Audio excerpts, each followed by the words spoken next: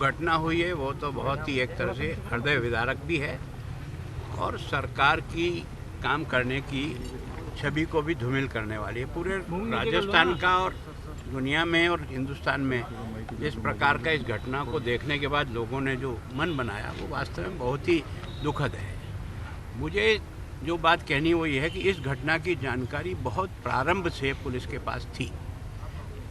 जिस नपुर शर्मा के बारे में कोई क्लिप इसके बच्चे ने या किसी ने फॉरवर्ड किया, उसके कारण से विवाद शुरू हुआ और पुलिस की जानकारी में तब से लेकर के घटना थी।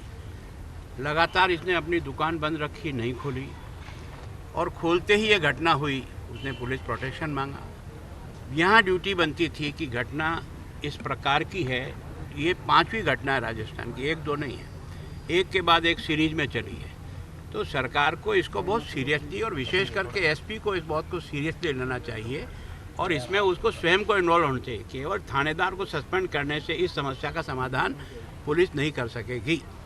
पुलिस की गलती यह है कि समय पर अगर प्रोटेक्शन मिलता तो ये घटना इस प्रकार से नहीं घटती। लेकिन जिस प्रकार से हत्या हुई है, जो वीडियो वायरल हुआ है, उसको सुनने के बाद तो ऐसा लगता है कि ऐसे जहादी और इस प्रकार के तालिबानी स्वभाव के लोग किस प्रकार से अपनी बातों को जनता तक पहुंचाने का प्रयास कर रहे हैं। अपने द्वारा ही वीडियो क्लिप भी बनाई जा रही है, 17 की भी और कल की भी, और वायरल कर रहे हैं। इसका मतलब किस प्रकार से विद्वेष की भावना इनके मन में बिठाई हुई है।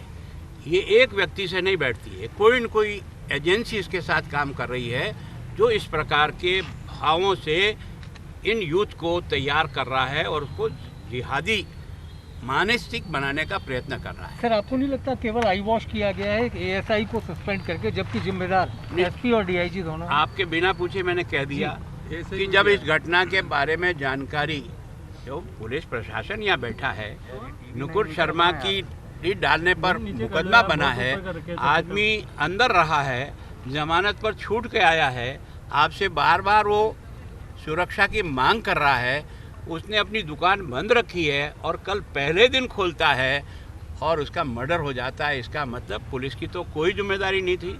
इसमें पुलिस के बड़े अफसर से लेकर के सब जिम्मेदार हैं। अगर सरकार, मुख्यमंत्री चाहे तो निश्चित रूप से इसमें एसपी को जिम्मेदार बनाए कि जिसकी मौजूदगी में इस घटना को हल्केपन से लेने के कारण से केवल और केवल उदयपुर में नहीं, संपूर्ण देश में एक विद्वेष की भावना फैलाने का जो प्रयत्न हुआ है, इस पर और दूसरी सारी गैंग को ट्रेस आउट करनी चाहिए कि ये गैंग कहाँ से ऑपरेट होती है, किसके द्वारा होती है, कहाँ से बातें होती है, कौन सी एजेंसी इसमें और शरीक है। ये बहुत बड़ा स्कैंडल एक तरह से निकलेगा जो राजस्थान में नहीं, हिंदुस्तान में अशांति फैलाने का एक मिला जुला योजनाबद्ध तरीके से ये प्रयत्न चल रहा है। इसको तुरंत रोकने के लिए सारी एजेंसी, केंद्र की भी, राज्य की भी, और एक स्पेशल टीम बना करके इस प्रकार की जो गैंग है उनको नेस्त नाबूद जब तक नहीं करेंगे तब तक अमन की। आप कह रहे हैं कि राजस्थान में पूरी तरह से कानून व्यवस्था ध्वस्त है, क्या आप मांग करेंगे राजस्थान में राष्ट्रपति शासन लागू हो? अरे यार, इसी मांगे करने से कोई अर्थ निकलता है यार। आप केवल इसको न्यूज बनाने के लिए गुलाबचंद नहीं बोलता, कभी भी चीज होती है उतना ही बोलता हूँ। आप ये हाईलाइट कर दोगे कि मैंने राष्ट्रपति शासन कह दिया, चलती रही गुलाबचंद राष्ट्रपति शासन। मैं इस बात में नहीं, मैं ये जरूर चाहता हूँ कि इस प्रकार की जो गैंग है, उस गैंग को कहां से ऑपरेट हो रही है उसके तह तक जाकर के उसको समूल नष्ट करने के लिए जिस एजेंसी का भी उपयोग लेना वो जरूरी है। छोटा सा भाई साहब एक सवाल है। इस पूरी घटना का ओरिजिन था एक नजीम, उसका पता नहीं लग रहा है, ना पुलिस बता रही है उसके बारे में, ना कोई बता रहा है। और नजीम का इन दोनों से क्या संबंध? नाजिम, देखो क्या है कि इस घटनाक्रम में और भी लोग शरीक होंगे, आजू बाजू के लोग भी शरीक होंगे जिन्होंने रेकी की होगी, जिन्होंने दुकान खुलते ही बताया होगा कि दुकान खुली है। 1-2 नहीं होगी, इसमें कई लोगों का इन्वॉल्वमेंट मिलेगा और उन सब को जांचना और उन तक पहुंचना और उनके खिलाफ कार्रवाई करना पुलिस की ड्यूटी है।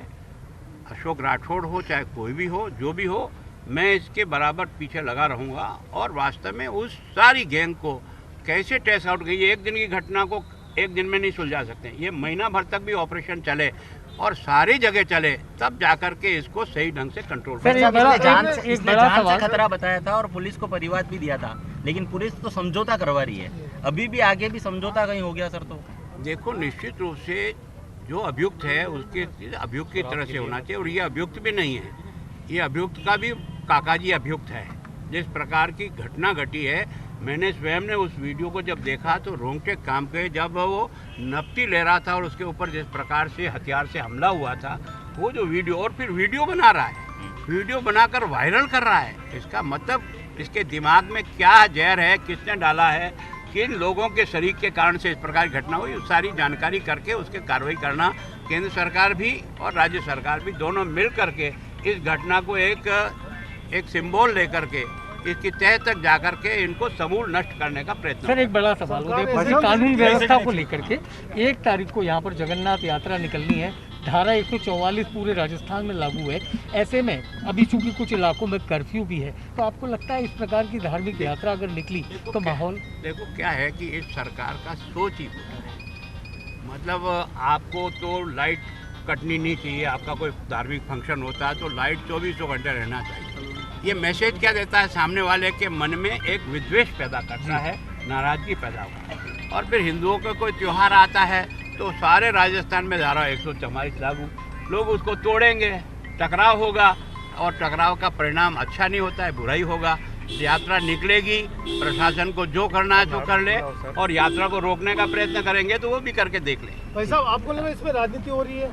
देखो, मैं राजनीति वो ज़्यादा नहीं, मैं उस तत्व तक पहुंचना चाहता हूं जिसके कारण से इस प्रकार के अपराध घटित होते हैं। Thank you. मैं इसके कारण से राजनीतिक स्टेटमेंट के आधार पर हम बड़े न वो छोटे, मैं इस पक्ष में नहीं हूं। इसका समूल नष्ट होना चाहिए, और इसके तह तक पहुंच करके जहां से भी आपको मदद चाहिए, जिनसे भी मदद चाहिए, उस सारी एजेंसी से लेकर के इसके अंतिम बूंदी तक पहुंच करके इसको नष्ट करना चाहिए। Thank you. कारण क्या है कि पुलिस के जब हाथ बांध करके भेजते हो ना, तो ये घटनाएं होगी। ऐसे समय पर पुलिस को भी छूट देनी चाहिए कि दम के दम है, तो पुलिस का इतना पावर तो है यार। लेकिन क्या होता है कि सरकार जो है ना, पुलिस के तो हाथ बांध देती है और मार और पत्थर खाने के लिए आगे कर देती है, तो वो भी इंसान तो है ना, किसी का बाप तो है वो भी। तो इसके कारण से इस सरकार का सोच ही घटियापन है, और उसके कारण से ये 5वीं घटना है। अगर ये पहली होती तो इतना गंभीर नहीं लगती, एक के बाद एक घटना घटती जा रही है, और इसी तरह से घटी रही है। और भीलवाड़ा की घटना ने तो सरकार को नंगा कर दिया। उसका छोटा भाई साथ था जब उसका मर्डर हुआ, वो सब लोगों को पहचानता है किसने मर्डर किया, उसने नाम उठने लिखा है, FIR में नाम दूसरे लिख दिए, और उसकी जगह रात को ही बता दिया, मुलजिम पकड़ दिया, और मुलजिम नाबालिग बच्चों को तैयार करके पकड़ा दिया, जिससे केस चलेगा तो केस अपने आप ही ख़त्म हो जाएगा, क्योंकि वो बच्चे वहाँ मौके पे थे ही नहीं। तो ये शरारत जब पुलिस करती है, ये बिना ऊपर के इशारे के कर नहीं सकती। इससे संदेह होता है कि सरकार के मन में ही कोई कीड़ा है, ये कीड़ा सरकार भी निकाले और जनता को न्याय मिले। आप जब गृह मंत्री थे उस समय आप निशाने पर रहते थे कांग्रेस के, अब क्या कहेंगे आप कि सरकार CM के पास ही गृह मंत्रालय, आप लगातार ये मांग करते रहे कि गृह मंत्री अलग होना चाहिए, कहीं न कहीं ये भी कारण है कि इस तरह की घटनाएं बढ़ रही है? ऐसा है कि मेरे समय पर मैं जब भी निशाने पर रहा, अगर कहीं टैप हो तो निकाल करके सुनिए, मैंने हमेशा सच का साथ दिया है, चाहे वो हिंदू हो चाहे मुसलमान हो। अपराधी अपराधी है, उसकी जात नहीं है, उसको यही समझ के कार्रवाई करोगे तो कार्रवाई होगी। और नज़रिए में, चश्मे में धर्म आ गया तो फिर न्याय नहीं होगा, और जब न्याय नहीं होता तो असंतोष होता है।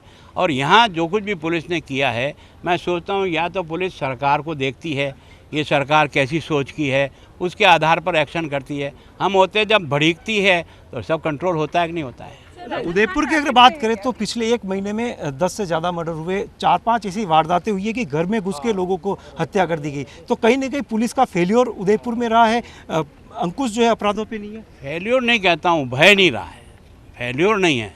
ये पुलिस का जो भय होना चाहिए अपराधी में, वो अपराधी में भय नहीं रहा, इसके कारण से निष्फल